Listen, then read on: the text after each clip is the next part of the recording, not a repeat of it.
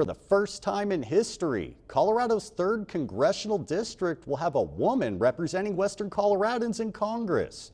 The race between Democrat Diane Mitsch and Republican Lauren Boebert is catching the national spotlight due to being an open seat after Boebert defeated longtime incumbent Republican Scott Tipton in June. KREX5's Adrian Thomas caught up with Democrat Diane Mitsch to learn more about her and her platform.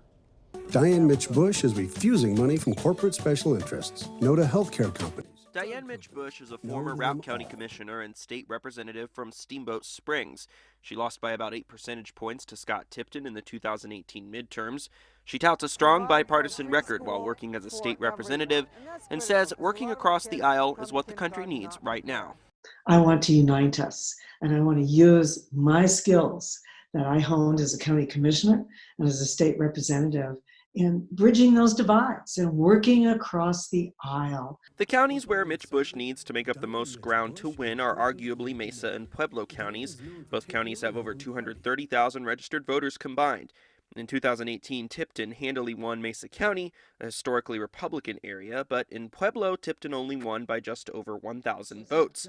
Mitsch feels her chances in a swing county like Pueblo are looking good this year. In Pueblo, a key constituency is unions and union members, and I've been endorsed by every union, ranging from the AFL-CIO to the Steelworkers to Unite Here. State Senator Leroy Garcia, who represents Pueblo and presides over the Colorado State Senate, reinforces Mitsch experience as what's needed in Washington right now. Diane Mitsch, I had the honor of serving with her in the legislation when we both served in the House. I know her values, I know her work ethic. And I'll tell you, she's going to represent the 3rd congressional district the way it should be represented, being based on values and things that are important to Coloradans. When it comes to energy jobs, Republicans up and down the ballot in Colorado are claiming Democrats' environmental policies will lead to the end of good-paying energy jobs. Mitsch says this is not the case. And what is your plan to help folks who have stable energy jobs keep those jobs in the future? The major causes of the downturn in energy jobs over the past 5 to 8 years are not policies. They're international trade and international prices and import-export. What Mitsch is saying can be partially supported by data from the U.S. Energy Information Administration, which found that while previous years showed an increase in U.S. petroleum exports, COVID-19 has drastically impacted U.S. petroleum exports during 2020.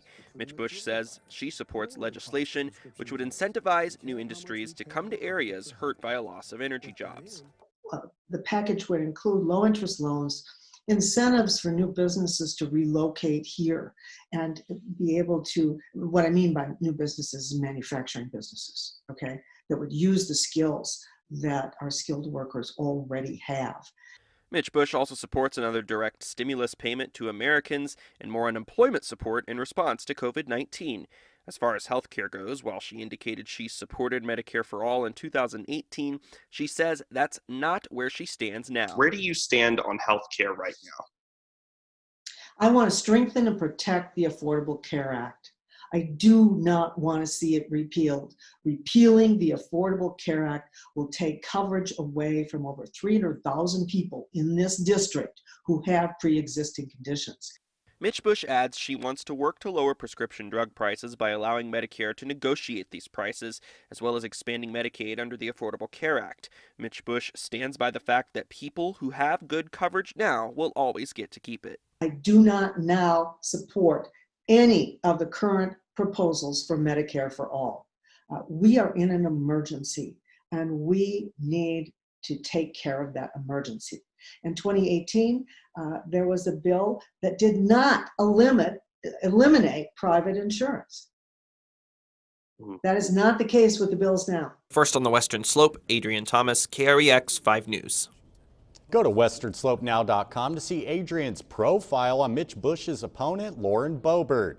And tune in right here on KREX 5 on election night for CBS's special coverage of the 2020 election nationwide, and our special coverage of the crucial races here on the Western Slope and across the state.